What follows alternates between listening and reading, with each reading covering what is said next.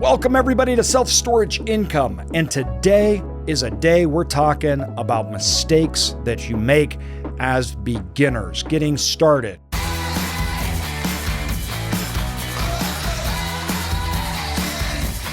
Now, with that said, I will tell you a lot of the mistakes we're talking about come from what we believe you need to know as beginners, but people do it at all stages of their storage experience. A lot of these I did not learn until we had a portfolio. Remember when we got started, there were no podcast books, anything else like that. So I was learning as we go. But although this is a podcast where we're talking about mistakes that are common that you need to avoid when you are looking, getting started, or even scaling, we really want to focus on those key points. We really want to focus on things that are really impactful. So it's not just like mistakes or little mistakes.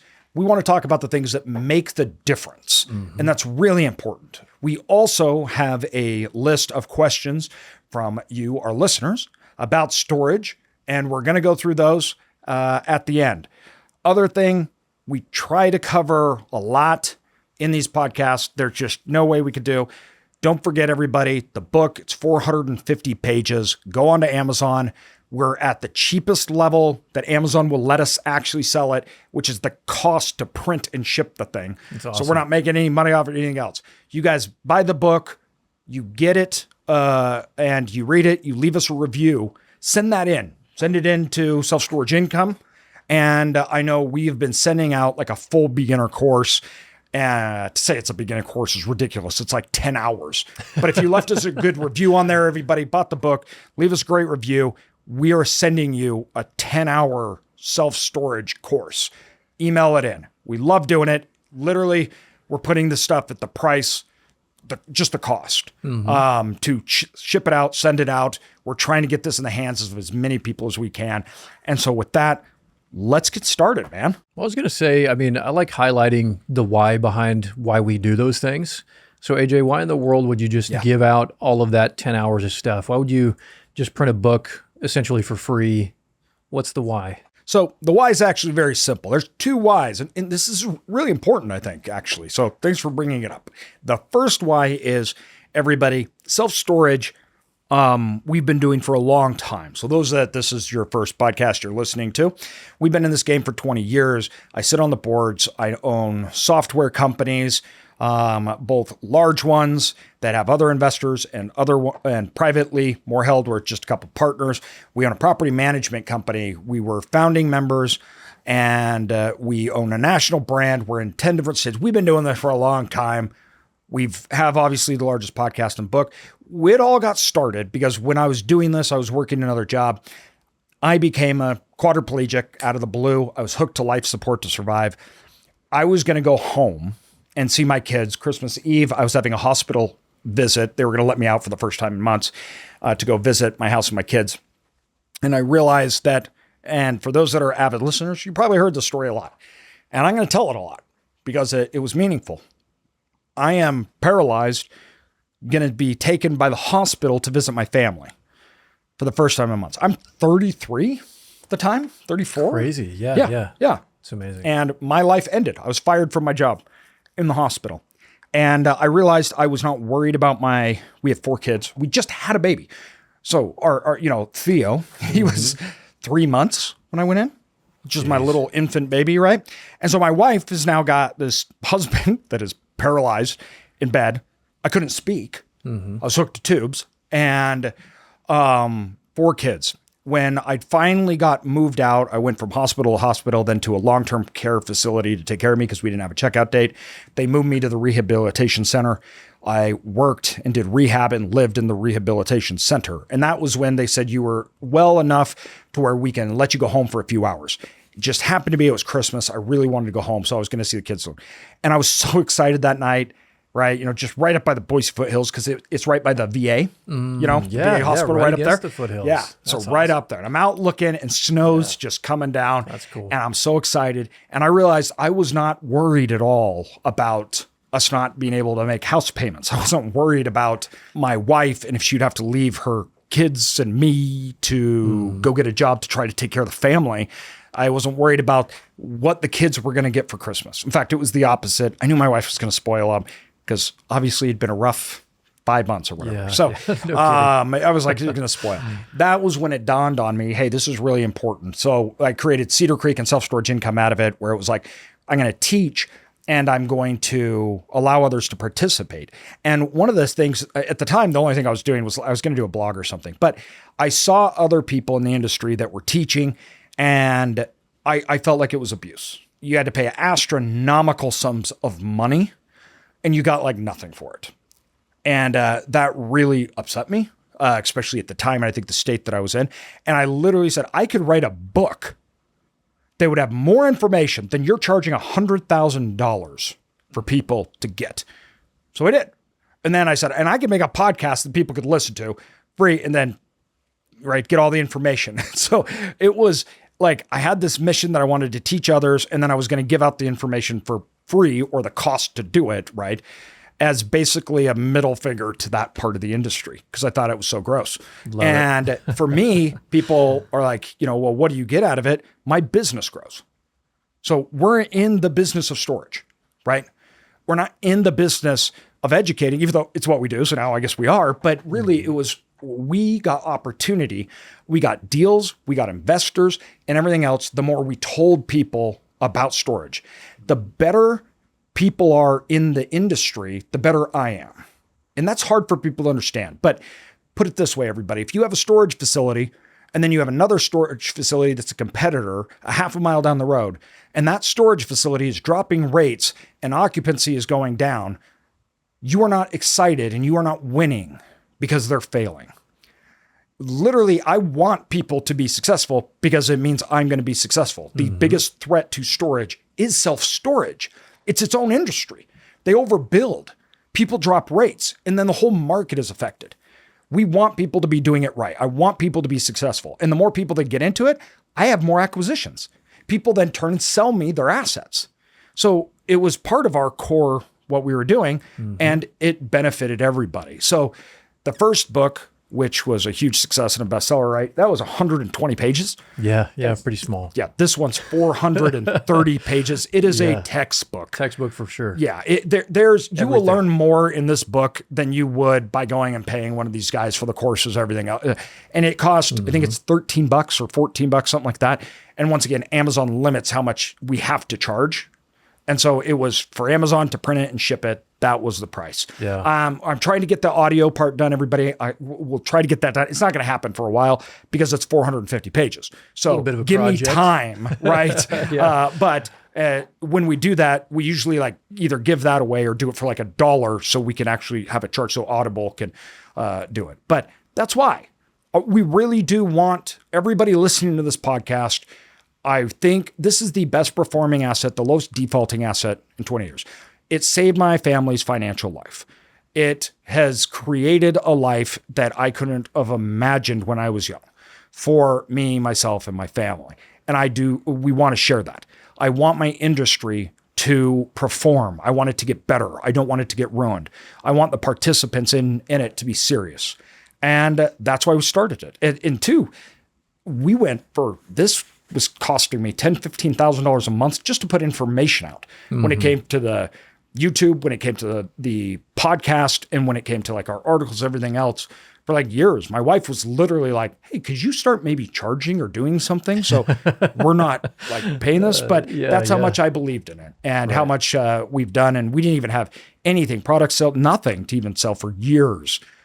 Simply because that's not why. So that's why we do it, everybody. That's why we're on the podcast. That's why we put the time and the energy, the meetups, the conferences, our conference that is coming up. It's probably already passed actually when this will come up, but probably. I don't make money for that. The first one, even including all the ticket sales and everything, cost me $150,000 to put it on. That was after everybody had paid everything else. Right. So we really do this stuff because it helps our core business grow. I get a return on it. I do. I have calls, people say, hey, I got a facility you could buy. We get investors. I get a return on it, right? But it's not immediate, and that's okay. Long-term relationships. Long-term things. We're trying to do it for the industry, and we do love doing it. The feedback from all of you guys has been...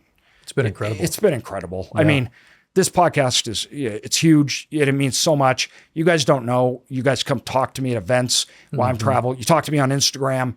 It's like there's some times where I'm really burnt out. This is a full-time job along with all my other full-time jobs. And I'm like, what am I doing? Why am I spending a full-time job on this every single week? And, when people reach out, it's like, okay, that's why. This is why we're doing it. The amount of times that I've been told this year alone, I bought my first 3 facilities because of you. I bought or my first facility because of you. I bought 2 more. Like, it's amazing, everybody. So what you can do for us, leave us a review on this podcast, 5-star, give us a good comment, guys. That helps us. And then 2, once again, the book, do it. And we will send you more educational information so you guys can get out there and change your lives, your family's lives, and your investors' lives. So epic, man. I appreciate you sharing the story. And like you said, I know you've talked about it a lot, but I really want to make sure that people understand the why behind what we do, and especially you having started all of this, you and your family. And it's just such a commendable thing because you don't see that a lot in a lot of industries. So with that said, let's dive into it today. Let's do it. We've got some common mistakes that we've seen. I know there's a lot of them out there, and you talked about some of the big things, some of the small things. There's a lot of small things that end up being really big. There's a lot of things that might seem big that actually don't matter at all. There's all the different things, especially when you're starting out. So AJ, when you're talking to people who are just starting out, whether it's people who've joined our inner circle or it's people at the events or in passing, what are you most commonly seeing as far as those mistakes that they're missing or mistakes that they're making or the things that they're just missing entirely? Technology is the name of the game, and how you operate your facility and the efficiency at which you can operate will depend on the technology you use. Your property management system, what it allows you to do, and what you have access will determine the outcome of how that facility performs. That's why we go with Tenant Inc. with their product Hummingbird, because they are the best in class. When dealing with automation, when dealing with move-ins, customer acquisition process, improving my online acquisition process, they are bar none the best. So if you are looking to automate your facility or operate it in a best-in-class way, make sure you guys are looking at Tenant Inc. and their product Hummingbird. The link is in the description. So I think the first thing is that they have an idea of exactly what they should be getting when they buy or how it should work. And I think what they do is they put metrics like, oh, I want an asset that meets all these requirements. I want the market to have very low square footage. I want it to have high rates. I want this to be really under market asset, and I want it to not have any problems with it, but I want it to be under market rates, mom and pop. And I want it to be able to increase it by 40% revenue, and then I'll buy it. What they want is they want a perfect opportunity. That doesn't exist. So we have these core parts of like value add or buying a good deal. Never will you have 100% of all of them are great. So if you have a deal that you can buy that's a good deal, first of all, there's going to usually be something with the deal. It's mom and pop. It's bad run. It may have low occupancy. You have to turn it around, right? It may be not in a stellar location. There may be a lot of competition. Rates may have gone down. There's all of these different things that be going on. Because if you have a deal that has low square footage, high demand, high rents, and it's a market that has high incomes, and you have no new storage facilities being built, and that asset looks perfect, but it's below market rates, it's not going to be a deal. You're going to pay out the nose for it. And so I think people expect the assets to be a certain way, and they expect to get this huge upside and huge return. And then they get frustrated when they're like, why haven't I found that perfect thing? Why haven't I found that perfect deal? And it's because it doesn't exist, right? And I say this a lot, we don't we don't find deals, we make them. And there's always something going on. The key is knowing which things are good and which things are bad. So, you know it won't be perfect. Now, is the deal a deal and you can find it as a great deal because you have had so many new facilities built in the area that occupancy and rents are just going down. And there's a lot of space available, a lot of inventory on the market, right? Now, that is nothing you can change. So that's a very bad thing, right? You're buying something that is failing. The market's failing in a way that you can't change.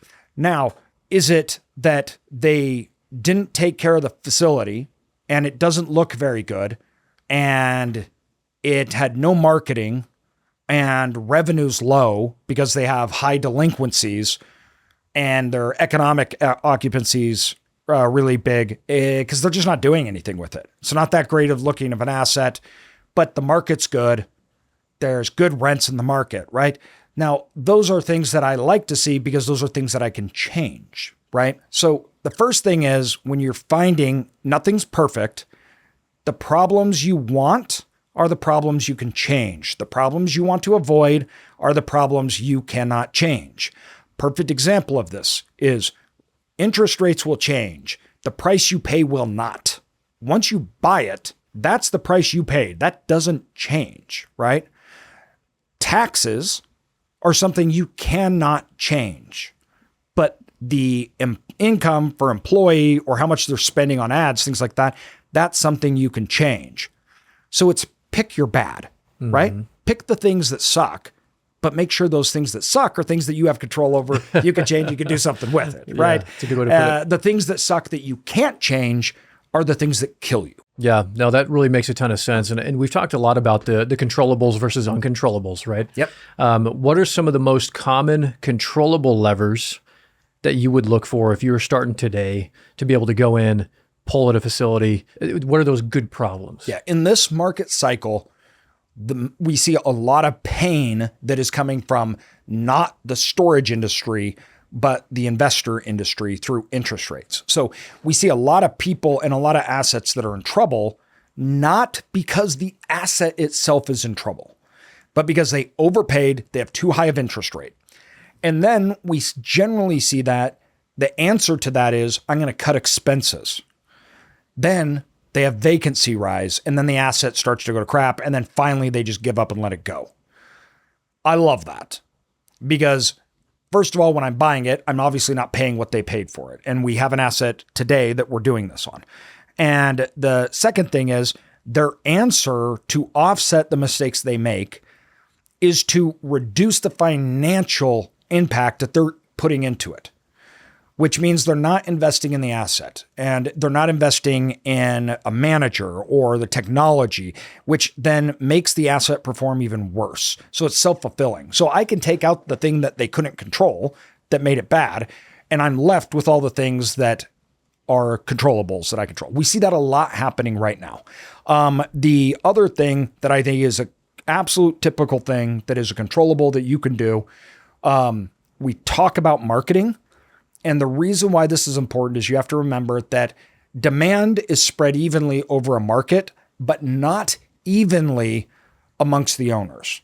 So if you had 5 facilities in a city, 2 of those facilities were online and marketing, where 85% of their tenants come from mobile, and 3 are not, that distribution spread of demand is not equal. 3 of those facilities will have the equivalent of a fraction of the demand.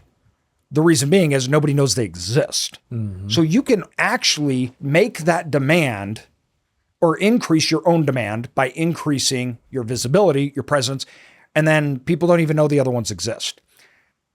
I need to be very careful by saying this because it always worries me.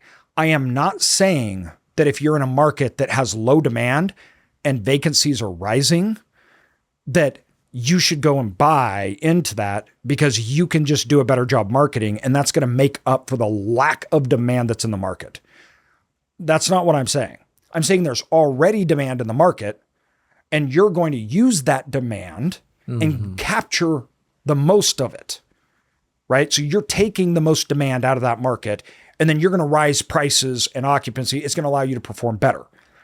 If there isn't demand in the market, you're not going to really have anything to pull. You're not going to have anything to take. So demand is king. I have to make it. And that is true. Today, my line that I've been using just for years and years and years. You could be the best storage operator in the world, and you will fail in a market that has failing demand. And you can be the dumbest self-storage operator in the world, and you will be very successful in a market that has demand rising. So it's not the same impact one way or another, if that makes sense. The impact to lack of demand, you can't offset. The impact for great demand, you could try to offset it, and lots of times you can't because it's just given. And so don't fight the market on this, people. You'll always lose. And even if you don't, it's because you got lucky. Yeah, no kidding. No kidding. Well, like you said, and you might get lucky for a minute, right? Yeah. Like all these people that have been in it the last couple of years now kind of losing their shorts, getting in trouble because they paid too much, whatever it is. It's a bad place to be in.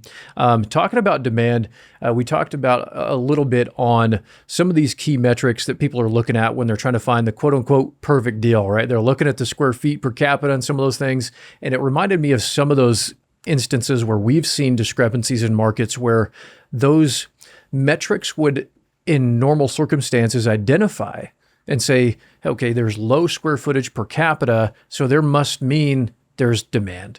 And some of those things. What are some of those absolutes? Yes. Let's talk about some absolutes that in people's minds, they're like, oh, well, this signifies this one thing, where that actually couldn't be true. One of the biggest problems that individuals have when they're starting out is they take narratives and they accept narratives when it comes to value or buying decisions. Like you're saying, and this used to be a really big thing. It's not nearly as much anymore, but to a lot of beginners, they ask, what square footage per capita? That's how we in general look at demand and storage.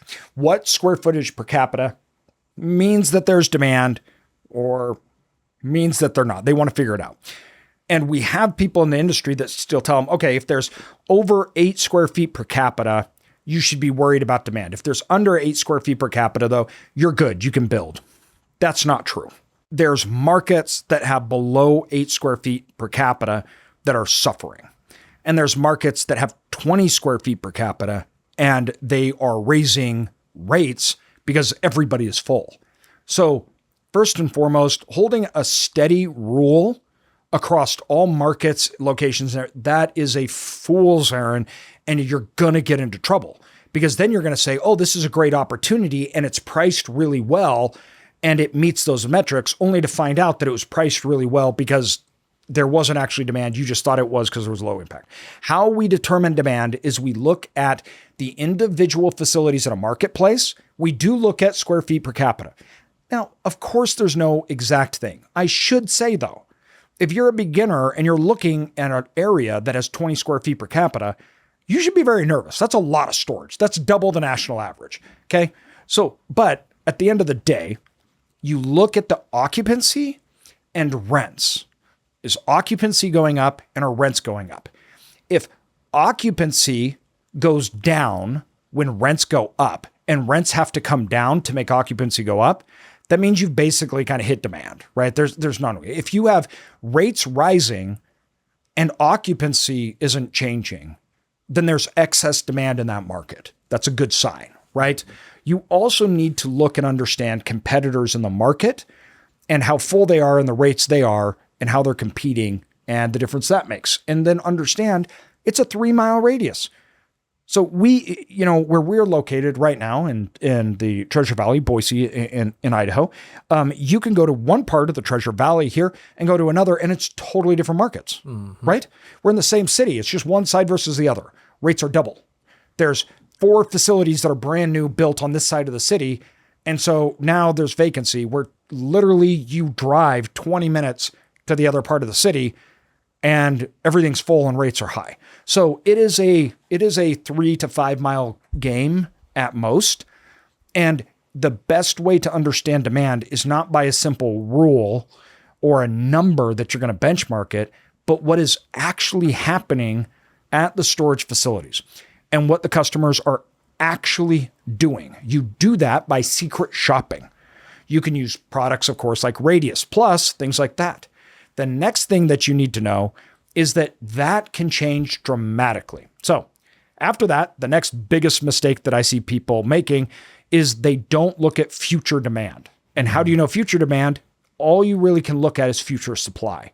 So they go and they buy a facility only to find out that the owner was selling it because somebody was building 100,000 square feet a half a mile down the road. And they're putting 500 doors on. And you may look at it and say, okay, well, is that a big deal or not? Well, if there's 1,000 doors in the market, you just increase supply by 50%. That could destroy the market for years.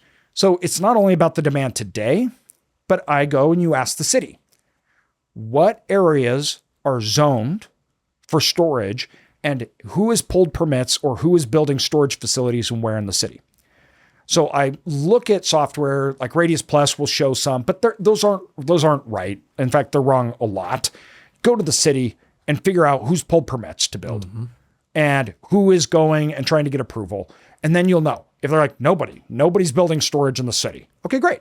Then the demand, right, is what the demand is. So that's the next thing when we're talking about demand that beginners make a mistake on. They look at today and they assume that today means tomorrow. This is what happened 3 years ago. Everybody was looking in areas where they were building storage facilities everywhere. And they're like, yeah, but occupancy and rates are still going up. And when you asked why, they said high demand. But why is there high demand? And it's like, well, markets are totally crazy right now. And they didn't think that explosion of new supply would have any effect. Not only that, but they didn't think that it would ever stop. That is, guys, don't make those mistakes, right? Don't assume what's happening today means that will happen tomorrow. Verify demand, check for demand, right? We don't hope, I'd say we don't hope and pray. We do hope and we do pray, but that's not how we invest, okay? It's not the strategy. So it's not our strategy. We measure, right? So everything should be measured. And if it can't be measured, then it can't be quantified and it can't be a part of the strategy. So don't hope and pray that the future will have demand. Quantify the supply that's in the market, what demand is, and if that will change. And if it's going to change, quantify what the change will be. Meaning that, is it going to be a 10% increase in supply or is it going to be a 100% increase in supply? A lot of markets in the United States, somebody's buying a 20,000 square foot facility. Somebody builds a 100,000 square foot facility and they over doubled the amount of storage in that market because there's not a lot of storage. It's a small market. So be careful with that. No, really good points there. And I've seen questions and I've had people ask about how do you find what the square footage is in a market and how that impacts. And honestly, we talked about some softwares, but there's some caveman style things that you can do too, just by using Google Maps, right? Yeah, like absolutely. Go in Google Maps, measure some storage facilities, figure out what the square footage of those things are. Yep. And voila. You can do it right on Google Maps, everybody. Yeah. There's actually a tool. You just click on it, run it the length of the building, and it'll tell you how much square feet is on that building. Now you say, well, how do I know that it's a storage facility? Go onto Google Maps and look at a city. It's a storage facility or chicken coops. There's nothing else that are long buildings like that. So you'll find them. It's pretty easy to see. And you take the square footage and then Google the population. Yeah, there you go. Right? So it's like, then you look at those two things. There's this much square footage and there's this much population. All the what information is the square there. It's all right there on Google. Yep. Super simple, super easy. Doesn't have to be complex and crazy. You don't need to pay. Yeah. So one of the things too, you briefly touched on this when we were talking markets, and that 3 to 5 mile radius, and something came to mind for me where I want you to talk a little bit about comparing like assets, not making industry generalizations, those different things where you're thinking, okay, well, this storage facility over here has, is getting $2 a square foot and this one's getting 50 cents, and thinking that you're going to get $2 a square foot when it's a totally different asset, totally different market. Yep. Brokers. All the brokers that are listening to the podcast right now, first of all, I love you. And please send me all those deals. But we see you. But I see you. I see what you're doing right now. So first of all, seriously though, we absolutely love brokers. We do the vast majority with our business, including off-market deals with brokers. They've made our firm. They're our partners and always will be. We have to be very careful because what we see a lot now is, first of all, the brokers that don't know storage, and it's like they're just making it up as they go. If you're a broker trying to sell a storage facility and you don't know, it's fine that you don't know, but don't make stuff up. And it's been very frustrating to me because I'm seeing this more and more from all of our students, and they're showing us these deals that they find. And on there, the broker puts a pro forma. And what they do is they take all the facilities in the entire market and they take the one that has the highest rates and they put those rates in to the pro forma. And you look at it and you're going, this is a facility that doesn't have cameras. It doesn't have a fence and it's graveled. And their pro forma says that they're going to go from 50 cents a square foot a month to $1 a square foot a month. And why? Because that's where the market's at, even though that $1 a square foot is coming from an extra space on the main road in high density that is $20 million facility, all of the luxury works and everything else like that. That is not a like asset. That's not a like, that's not your competitor, right? Because you can't. They have a better product. They can get better prices. And if you think that you're going to achieve that, then you're going to be in big trouble, right? Because you can't. So when we say, look at the rates, everything, we talk about like-minded assets, demographics, the look of the facility, how it's being run. You want to compare yourself to those, right? And some of the, also products. Now, you may say that there is 20 square feet per capita of storage. There's vacancy in the market and rates are going down. And so you pass up a storage facility and you don't want it, only to find out that that storage facility had 5x5 climate controls and you had 20x30 drive up with trickle charges and you had drive-through units, and no other facility in the entire city had those units at all. None of them even offer it. What that means is that market doesn't have 20 square feet per capita. It has only what you have. Such a good point. There is no competition to you because it's not in the marketplace.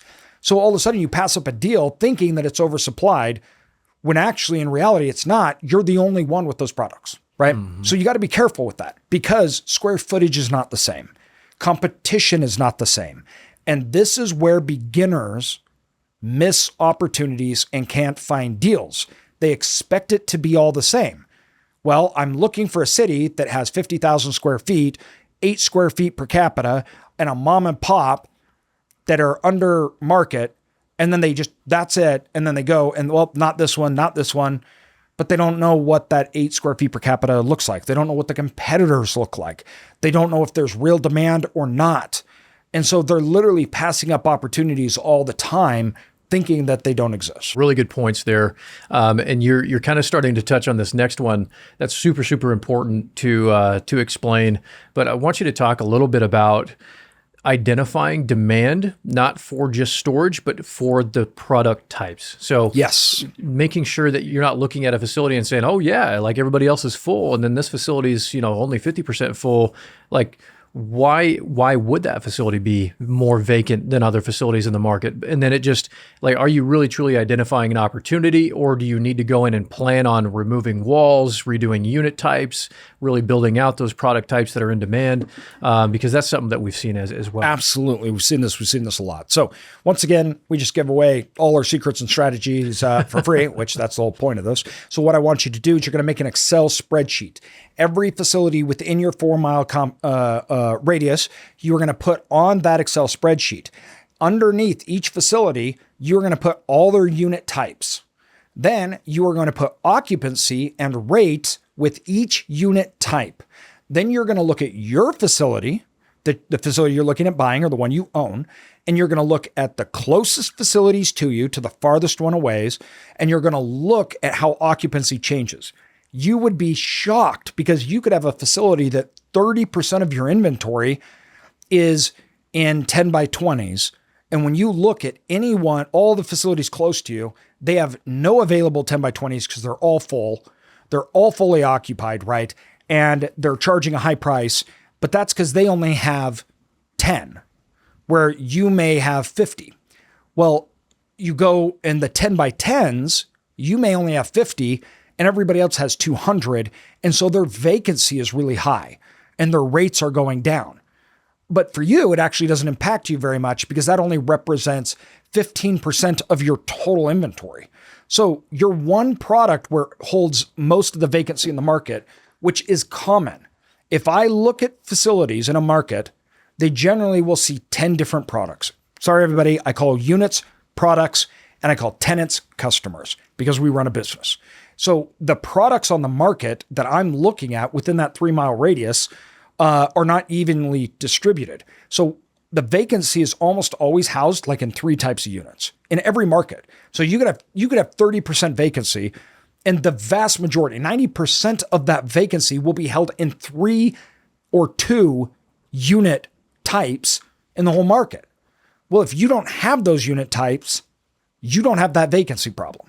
So once again, those 10 by 10s that everybody has a problem, they're lowering rates because they can't fill up, and you only have 10 of them, but then you have all these 10 by 20s, which nobody has, and you can raise rates and sell those like crazy.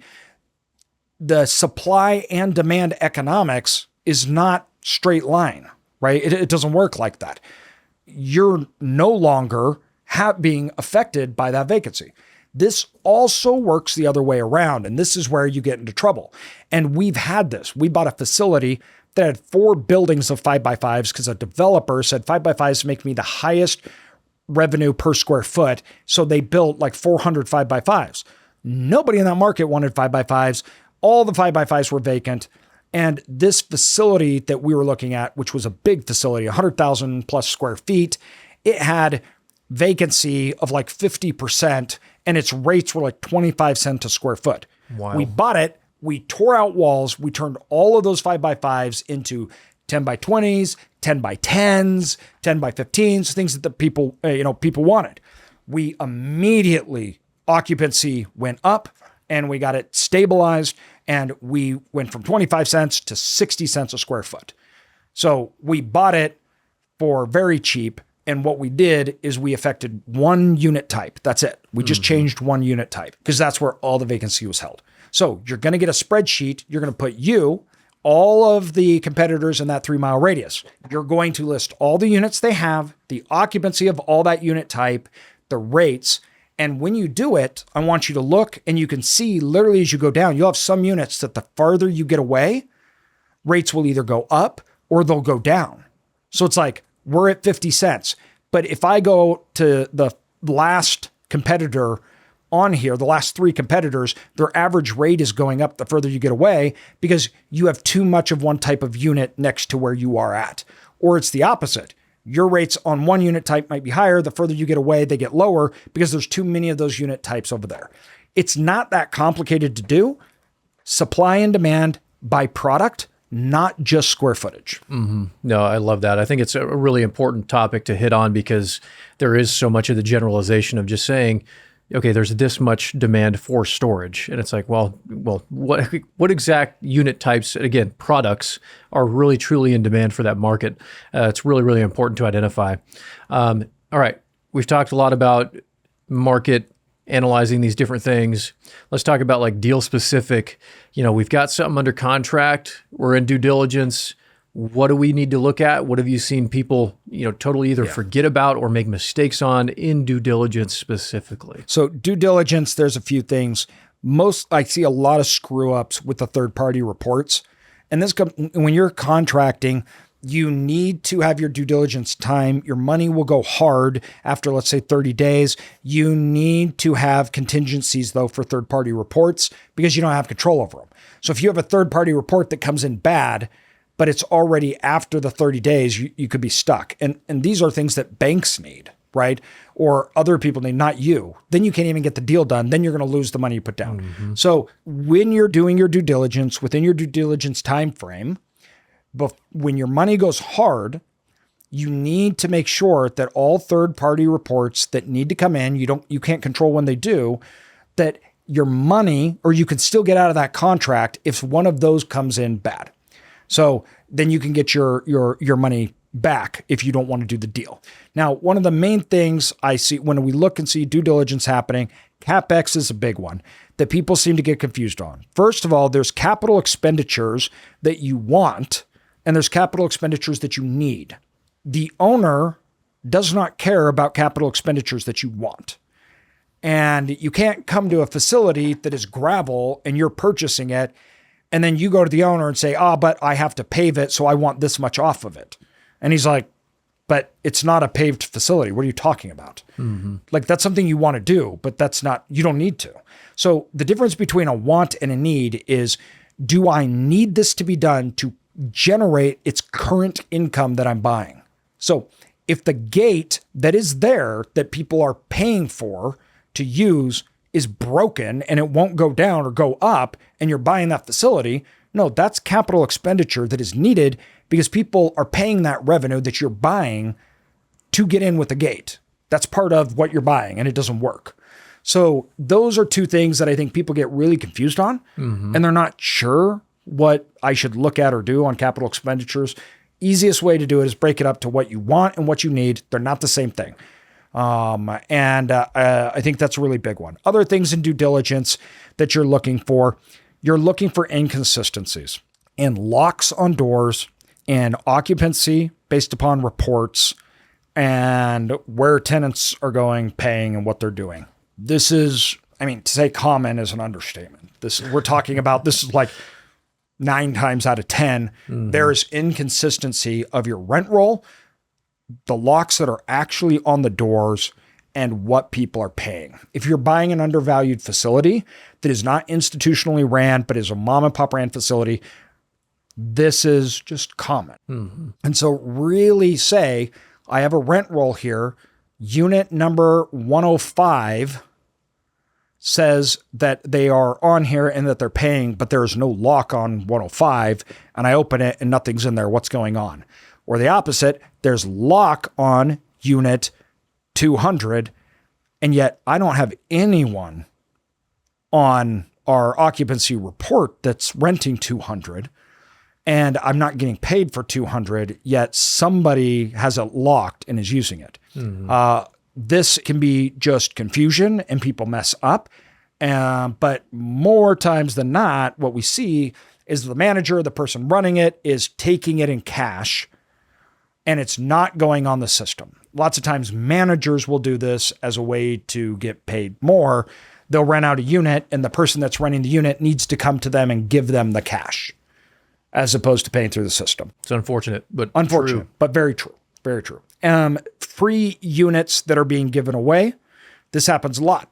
We see people that have 5% of their total inventory is units that they've given away to nonprofits, things like that they get to use for free. Delinquencies is a big one, right? So you need to just look during that due diligence period to make sure that revenue and the ops are aligned, and it is what it says it is when you're buying it. No, super, super important. Before we dive in to our few questions here that we've taken from our trusty listeners, is there anything else on top of mind that you want to dive into? Any other mistakes, questions, things that we haven't covered today that you think would be beneficial for everybody to know? Let's go to even more beginners. Before you're even looking to do the mistake that you think that you have to do it on your own, the mistake that you think you have to know everything before you get started. Yep. This is the biggest mistake of all, because then you never do anything and you never get started. You don't need to wait till you have all the money, till you have the deal, till you have the knowledge. The knowledge comes from doing, and the opportunities that you get that you need come from doing. And the money, right, that you need to get, if it's from investors, comes from when you have opportunities to give to investors. There's this idea that, I'll get started once I really know more, or I find an opportunity, or somebody gives me an opportunity. That's not how it works. So I just don't want people to be tripped up on that. Yeah, no, I love that, man. So rest assured, it's part of the journey. You're not going to know everything. You're not going to have all the answers. It's not going to be, like you said, that perfect deal where everything is just there, right? Yep. You got to take some leaps for sure. All right, questions from listeners. We've got interesting name here. It's Rico Case. Cool video. Will shipping containers or drop off at house storage box firms outpace traditional self-storage? So this has been a fear that's gone on for a long time. Yeah. Like, even when we were first in it, we heard people that said that this would kill the storage industry. Not only did it not, it never even affected it. Yeah. They're not the same products, not the same product types. They've been around forever. This isn't anything new. So I think the basic answer is no. And it's not because I believe that. It's not because I don't think it will or anything else. It does take a percentage of the industry, right? But the percentage that it has taken, because we're talking 20 plus years that they've been doing this, has never affected storage at all. And it's actually never really grown. Mm-hmm. So the percentage of the market that utilizes it has been pretty much consistent and very small and never really grown. Yeah, no, it's really interesting because, again, going back to that like asset comparison, it's a totally different thing. Yeah. So it makes a ton of sense. Next one, we have Dustin Canoy. If you owned an older indoor self-storage facility of 104 doors, would you hire an on-site manager? And I know where the answer is going on this one already.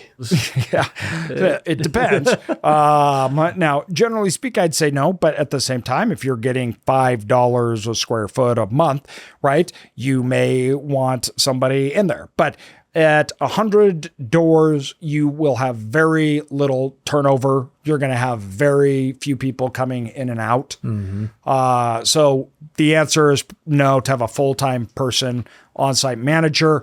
There's very few circumstances where that would ever not only need, but that you couldn't even afford it. It wouldn't work financially to do it. Yeah, so you just couldn't do it. That's the thing is like, okay, well, what would it cost you? And can the facility support that? Yes, no. Generally, yeah, no way. Yeah. That's a small facility. Great opportunity for some automation though. Yep. All right, we've got Joe. Hi, AJ. I enjoyed all the content in that video. I'm curious about your opinion. Do you think the same revenue management is applicable for a small facility up to 40 units? I mean, if more or less progressive revenue management can better fit a smaller facility. So all said and done, does revenue management work at a smaller facility? Yeah. Heck yeah. Yeah, absolutely it does. And two, revenue management, guys, you can do this on an Excel spreadsheet. We did it. You can do it monthly. You could do it weekly. And you look at the individual units, the products, okay? 10 by 10, so they're their own demand, own supply.